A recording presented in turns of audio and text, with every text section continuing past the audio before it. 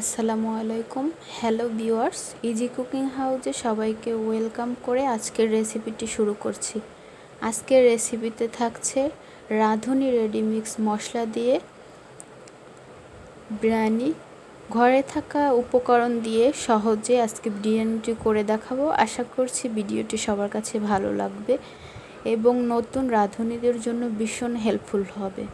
যদি ভিডিওটি ভালো লাগে থাকে তাহলে চ্যানেলটি সাবস্ক্রাইব করার অনুরোধ রইল। চলুন শুরু করা যাক। আমি প্যানের ভিতরে 2 কাপ পরিমাণ পেঁয়াজ কুচি ভেজে ব্রেস্তা করে নিচ্ছি। সুন্দর করে নেড়ে চেড়ে আমি পেঁয়াজটাকে লাল করে ভাজবো।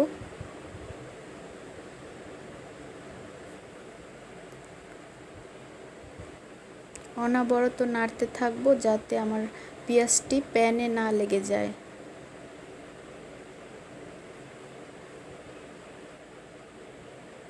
দেখতেই পাচ্ছেন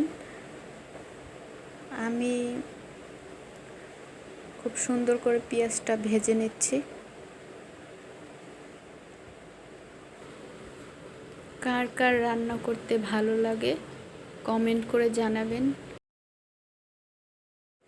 এরপর আমি কি রেসিপি নিয়ে আসবো বলবেন।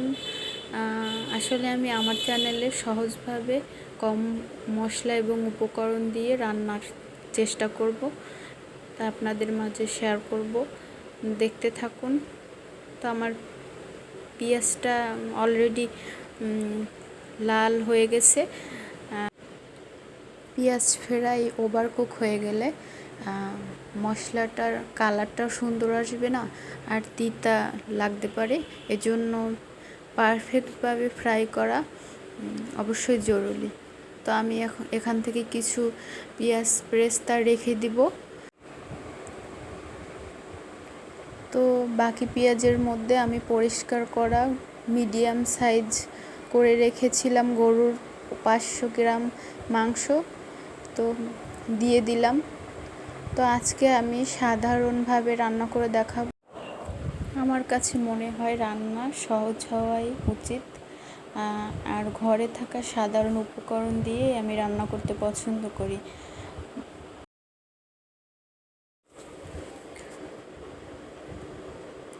আমি একটু একটু করে টক দই মিক্স করে দিচ্ছি।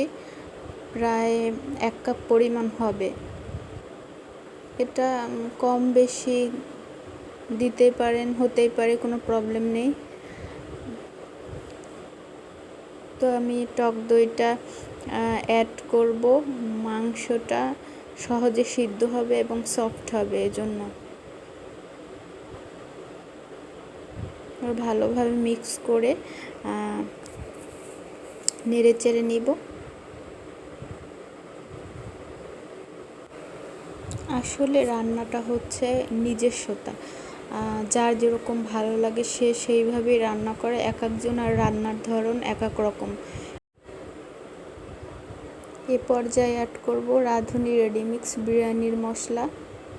তো আমি এখানে 1 প্যাকেটের 4 ভাগের 3 ভাগ দিয়ে দিলাম।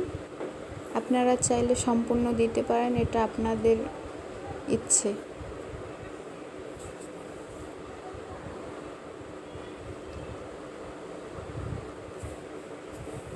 এবার ভালোভাবে নেড়ে চেড়ে দিব। মশলার ভিতরে যেই সব উপকরণ থাকে তাতে বেশি কিছু অ্যাড করার দরকার হয় না। তো এই পর্যায়ে আমি 1 টেবিল চামচের মতো লেবুর রস অ্যাড করে দিলাম। আপনারা চাইলে দিতে পারেন, কম বেশি এটা আপনাদের উপর নির্ভর করবে। তো দেখতে থাকুন আজকের ভিডিওটি। যদি ভালো লাগে অবশ্যই চ্যানেলটি সাবস্ক্রাইব করবেন এবং লাইক কমেন্ট শেয়ার করবেন, পৌঁছে দেবেন আপনার প্রিয় মানুষদের কাছে। তো উপভোগ করতে থাকুন।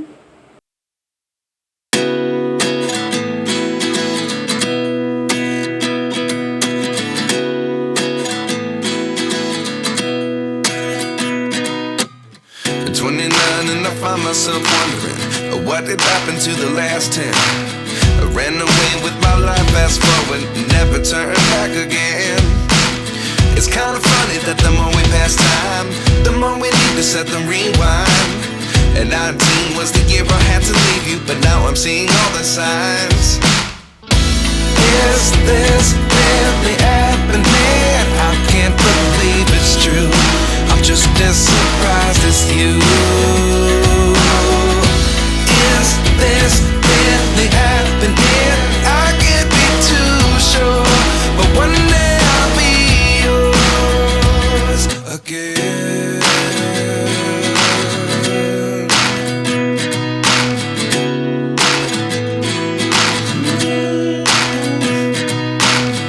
Life lessons come one in a dozen. The other 11 get something from nothing.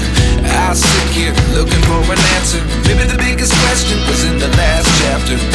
You gave me the soul I have today. Without you I never could have moved away.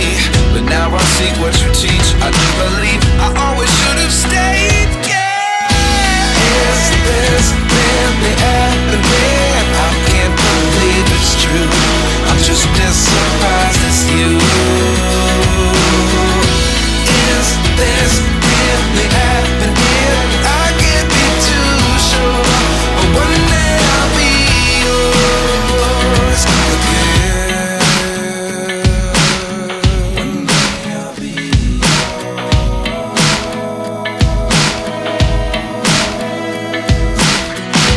One day I'll be yours.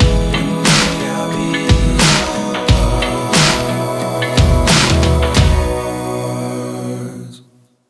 Life lessons come one in a dozen.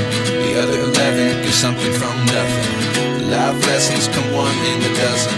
The other 11 get something from nothing.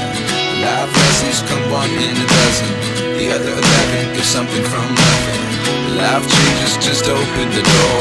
One thing's certain, I'll always be yours. Is this really happening?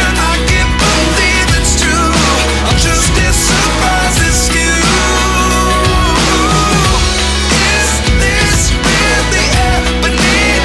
I can't be too sure, but one day I'll be yours.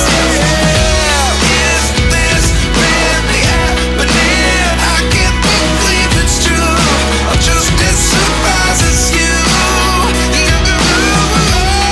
Is this really happening? I can't be too sure, but one day I'll be yours.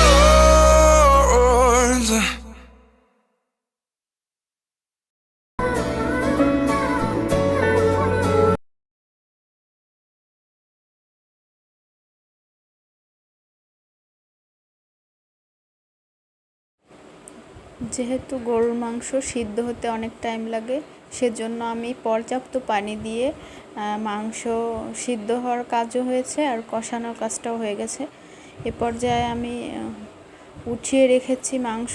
এবার আলুগুলো ভেজে নিব।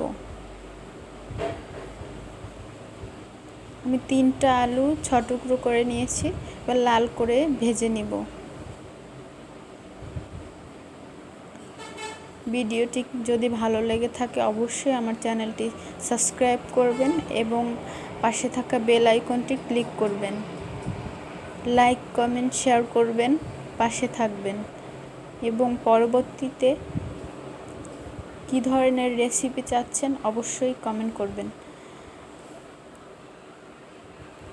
এ পর্যায়ে আমি 500 গ্রাম মাংসের জন্য 250 গ্রাম চাল ধুয়ে রেখেছিলাম, তো ওটা ভেজে নিব। লবণ দিয়ে দিলাম সামান্য। যদিও রেডিমিক্স মশলার মধ্যে লবণ ছিল, মাংসে সামান্য লবণ দিয়েছি।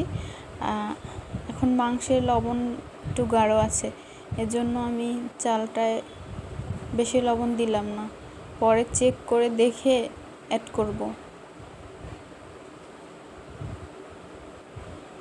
চালটা সুন্দরভাবে ঝরঝর করে ভাজা জরুরি। যদি চালটা ভালোভাবে ভাজা না হয় তাহলে বেশি পানি হলে সমস্যা হবে। আর চালটা যদি ঝুরঝুর করে ভেজে নিতে পারি তাহলে পানি বেশি হলেও এক্ষেত্রে ঝরঝরাই থাকবে। আর 250 গ্রাম চালের জন্য 500 গ্রাম পানি দিলে পারফেক্ট হয়। এটাই সবসময় মনে রাখতে হবে। বিরিয়ানি অথবা খিচুড়ি যাই রান্না করেন, পোলাও, সব কিছুর জন্য মানে যেটুকু পরিমাণ চাল নিব তার ডাবল পরিমাণ পানি। আর চালটা সুন্দরভাবে ভাজতে হবে, তাহলেই আমাদের রান্নাটা পারফেক্ট হবে। তো দেখতে থাকুন আজকের রান্না। অবশ্যই যদি ভালো লাগে আমার চ্যানেলটি সাবস্ক্রাইব করবেন, লাইক কমেন্ট শেয়ার করে পাশে থাকবেন। Please please please. আজকের মতো বিদায় নিচ্ছি, পরবর্তীতে দেখা হবে অন্য কোনো ভিডিওতে এবং অন্য কোনো রেসিপিতে। আসসালামু আলাইকুম, ভালো থাকবেন সবাই।